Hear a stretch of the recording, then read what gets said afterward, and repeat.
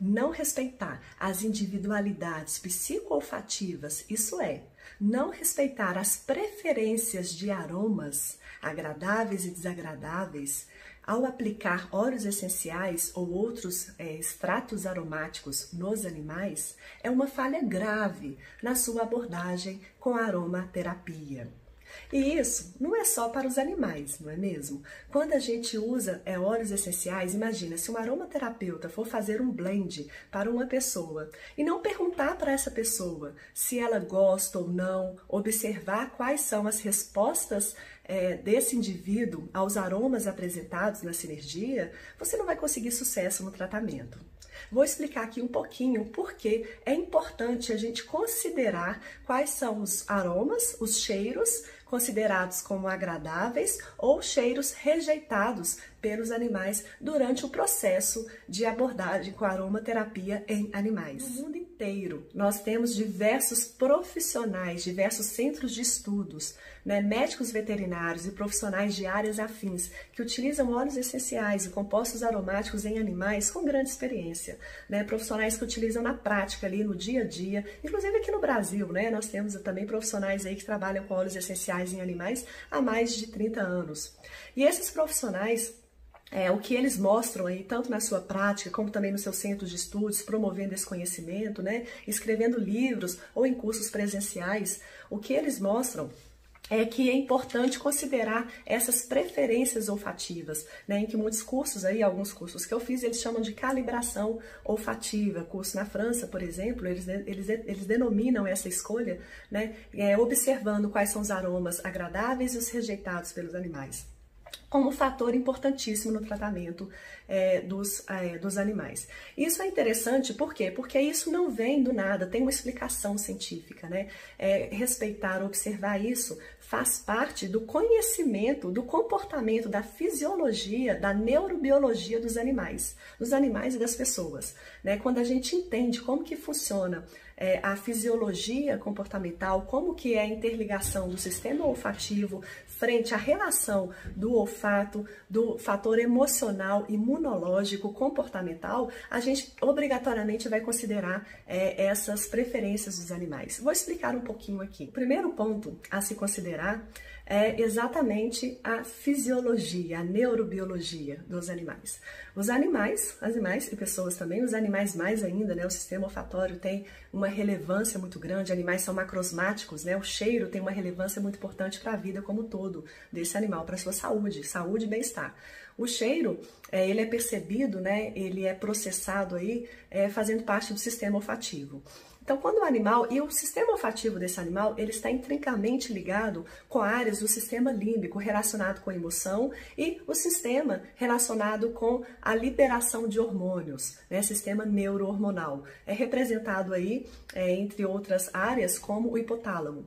Então, quando o animal ele sente o cheiro, esse aroma, essas moléculas, elas ligam em receptores e esses receptores desencadeiam respostas diretamente na amígdala, hipocampo, área tegumentar e outras áreas do seu hipotálamo e outras áreas do seu sistema nervoso, do seu encéfalo, que acabam liberando, modulando, alterando a liberação de hormônios, de neurotransmissores, modificando a sua resposta.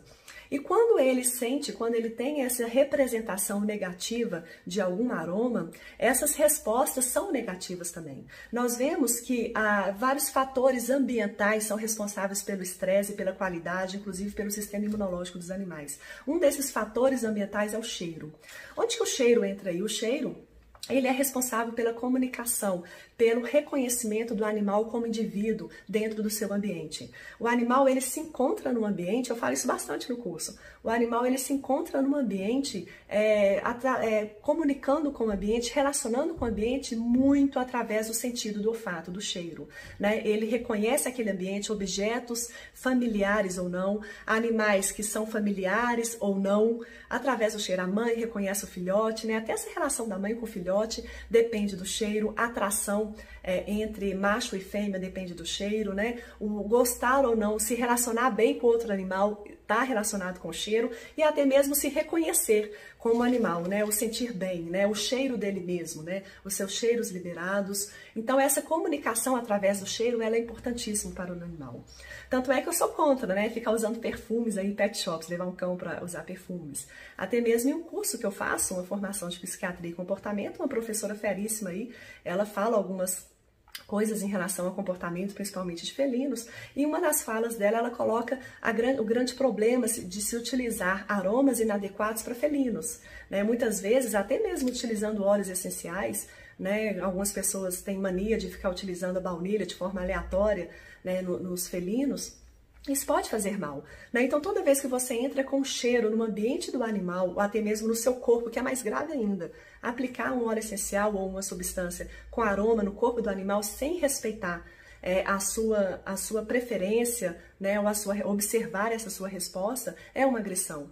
Isso interfere no seu comportamento, inclusive isso pode gerar doenças. Animais, por exemplo, com alterações dermatológicas, muitos desses processos se devem exatamente esses fatores estressantes no dia a dia persistente, né? Um dos grandes problemas das patologias, das alterações crônicas, é exatamente fatores estressantes persistentes. Quando todo dia ali tem aquele fator ali que vai ali incomodando, vai prejudicando, com isso vai tendo queda do sistema imune, né? Aí a gente inclui vários fatores, entre eles a questão do cheiro, do aroma também, né? Então, ficar utilizando um aroma de forma inadequada, você pode complicar a história. Por isso que é muito importante esse conhecimento. Por isso que uma pessoa sem conhecimento não pode ficar usando óleos essenciais e aromas à vontade na casa, desrespeitando esse animal que está nesse ambiente aí, dentro dessa casa, dessa família, né? Então, voltando aqui à questão do cheiro, se você utiliza um cheiro desagradável, você vai desencadear, inclusive, liberação de cortisol, adrenalina e outros neurohormônios que vão piorar aquela patologia, vão fazer com que o animal manifeste mais alterações físicas e comportamentais. Então, temos que ter cuidado com a escolha dos aromas, dos óleos essenciais. Ela sempre tem que ser feita embasada, primeiro, nos seus compostos, nas suas propriedades medicinais, no conhecimento ancestral da medicina tradicional, que é imenso. A aromaterapia não é nova. A aromaterapia é uma prática antiga, já praticada por muitas pessoas, aromaterapia em animais, praticada por muitas pessoas no mundo inteiro, com conhecimento amplo, né? Então, a gente tem que ter esse conhecimento da matéria aromática, tem que ter esse conhecimento das propriedades desses óleos essenciais e respeitar os animais. Precisamos ter esse respeito. E, claro, a gente precisa também entender um pouquinho sobre esses mecanismos aí encontrados nessas pesquisas científicas recentes, né? Nós temos alguns trabalhos, não tantos, mas temos alguns trabalhos que, quando são associados, trabalhos científicos sobre mecanismo de ação, atuação em receptores, que quando são associados com a medicina tradicional e com esse respeito ao comportamento, às preferências olfativas do animal, resulta em respostas maravilhosas, né? A autorregulação dos animais, a adaptabilidade, a capacidade dos animais de se adaptar naquele ambiente depende muito dos cheiros, né? Então, esse fator, ele é essencial. O segundo ponto a ser considerado, né, para decidir se a gente faz ou não uma autosseleção para utilizar a aromaterapia em animais é a partir da abordagem, é considerar qual que é a abordagem do profissional, né? Então, qual é aquele profissional que utiliza óleos essenciais em animais?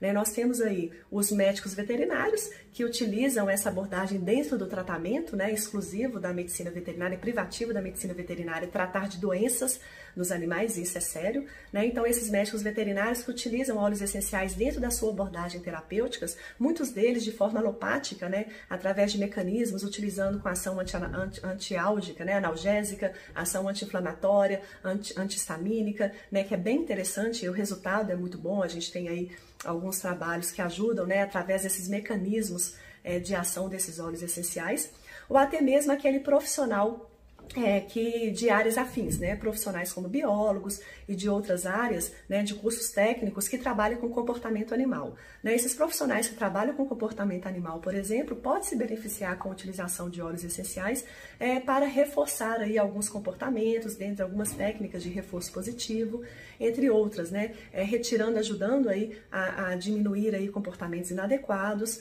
É bem interessante, né, a utilização de óleos essenciais. Então, considerando aí essas abordagens que são diferentes, né, mas são complementares, né, todos esses profissionais, eles precisam trabalhar integrado, né, para poder trazer esse bem-estar e saúde dos animais, né, é bem importante isso, a sociedade aí, ela tem graças a Deus, essas características aí de vários profissionais com atuação diferente que se integram, né. Quando a gente utiliza esses óleos essenciais dessas diferentes formas, independente do seu ponto de vista, independente do seu paradigma, você tem que considerar esse fator psicoolfativo emocional do animal. Porque se você trata, né, como médico veterinário, vai tratar de uma patologia, de uma doença de pele, por exemplo, né, as doenças de pele, muitas dessas doenças crônicas, elas se devem a esse fator psicoemocional, né? Aí a gente entra aí na biologia neuropsicoimunologia, né? Os estudos da neuropsicoimunologia mostram que quando a gente tem alguma alteração, um fator desencadeante, um estresse ali no ambiente, persistente, muitas vezes persistente, pode desencadear respostas imunológicas com alterações dermatológicas, tá ligado esse campo, né? Então, se você vai tratar com essa visão alopática, por exemplo, uma doença fúngica na pele, essa doença fúngica, ela muitas vezes está relacionada tanto com a presença do fungo, né, do micro-organismo, né, do fungo, muitas vezes doenças bacterianas oportunistas, mas também está relacionada com o sistema imune. Então, se você vai tratar, por exemplo, com um óleo essencial, você vai utilizar um óleo essencial antifúngico. Por exemplo, a gente tem o gerânio, Pelargonium graveolens, que tem uma ação antifúngica muito interessante. Só que quando você vai utilizar esse medicamento com essa ação antifúngica, né, ou antimicrobianas, no caso de alguma bactéria, é importante considerar também que tem um fator do sistema imune do animal. Muitas vezes esse animal tem uma queda no sistema imune por algum fator estressante, e isso predispõe à proliferação, ao crescimento, ao estabelecimento dessa doença, né? Então você precisa considerar, se você for utilizar o gerânio e esse animal tem uma aversão enorme a esse aroma, ou então você utiliza concentrações altíssimas, né? Isso vai interferir, né? Essa resposta vai interferir nos seus sistemas, nos seus substratos neuronais, nos seus circuitos relacionados com a emoção, ligados ao sistema imune, e vai fazer com que ele não tenha uma resposta adequada, você não vai encontrar uma resposta adequada. Isso me faz lembrar o caso de uma aluna que falou que usou óleos essenciais seguindo o protocolo certinho de trabalhos científicos, né, inclusive um trabalho que encontrou resultados muito positivos, né, com diferenças estatísticas aí, em casos de problemas de pele em cães. E ela falando o insucesso que ela teve, né, a falha que ela teve com a utilização desses óleos essenciais. E eu perguntei para ela, né, falei, você observou o trabalho, ótimo, fez direitinho, seguiu aí a receitinha, né, todos os protocolos aí como foi feito no trabalho, só que você observou que o seu cão é um indivíduo, né, e que você está tratando o seu cão muitas vezes, né, como com essa visão aí reducionista, mecanicista, e esqueceu de observar quais que são as características aí envolvidas nessa doença de pele do seu animal, né? Você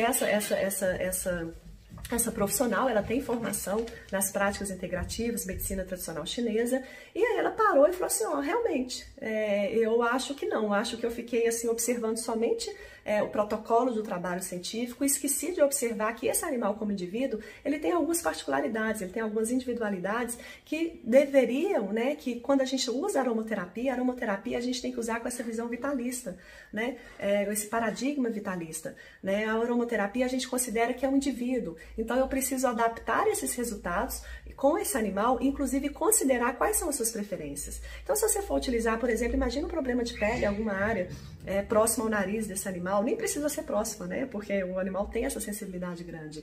E você vai utilizar um óleo essencial seguindo, às vezes, um protocolo bonitinho, com essa ação antifúngica, anti-inflamatória, cicatrizante, maravilhoso. Só que você começa a aplicar no animal, o animal, se ele não gosta, se ele tem uma aversão a esse aroma, ele vai ficar doido, né? Então, assim, o tutor vai te ligar com certeza desesperado, porque o animal, ele vai começar a ferir, vai aumentar isso, vai realmente gerar um estresse que, inclusive, vai piorar, vai causar uma queda do sistema imune, vai piorar o estado desse animal, vai piorar essa lesão dermatológica. Então, a gente tem que ter muito cuidado, que a gente precisa associar essa prática, esse conhecimento, tanto dos artigos, esse conhecimento que a gente encontra aí dessa ação antifúngica, de mecanismos de ação, com a prática, né? Na prática, considerando essa autosseleção. É aí que é importante, por isso que é importante a gente fazer essa autosseleção, porque eu vou apresentar como que é feito isso. Entra outra questão aí, que é o terceiro ponto, para a gente poder discutir, né? Eu estou montando e estou costurando esse raciocínio aqui com vocês. Entre esse terceiro ponto, na autosseleção, que é o animal, ele não vai escolher óleo essencial por conta própria. Gente, a autosseleção não é simplesmente, eu falo isso muito, não é simplesmente você deixar o animal escolher o tratamento dele. Conceito, isso é grave, né? A gente tem que pensar, né? Nós somos inteligentes e nós precisamos pensar, entender que interpretar é uma ciência, vem de uma ciência, vem de um conhecimento antigo. A autosseleção não é simplesmente, então tome cuidado, né?